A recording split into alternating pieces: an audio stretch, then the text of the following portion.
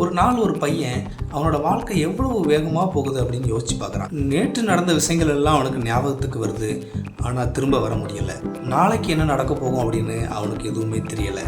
அப்போ தான் அவன் புரிஞ்சுக்கிட்டான், வாழ்க்கையில் நமக்கு கிடைக்கும் ஒரே நேரம் இப்போ மட்டும்தான். அப்போ அவன் ஒரு முடிவு எடுத்தான்.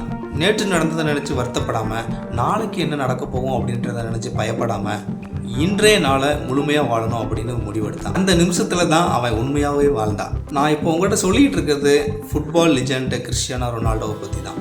ஆமாங்க, அவருக்கு ஒரு நாளைக்கு அரை மணி நேரம் எக்ஸ்ட்ரா கிடைச்சாலும் அடுத்த மேட்ச்சில் எந்த ஸ்கில்லை யூஸ் பண்ணலாம் அப்படின்ட்டு அதுக்கான ப்ராக்டிஸை தான் பண்ணுவாராம். எந்த ஒரு நேரத்தையும் அவர் வேஸ்ட் பண்ணவே மாட்டாராம்.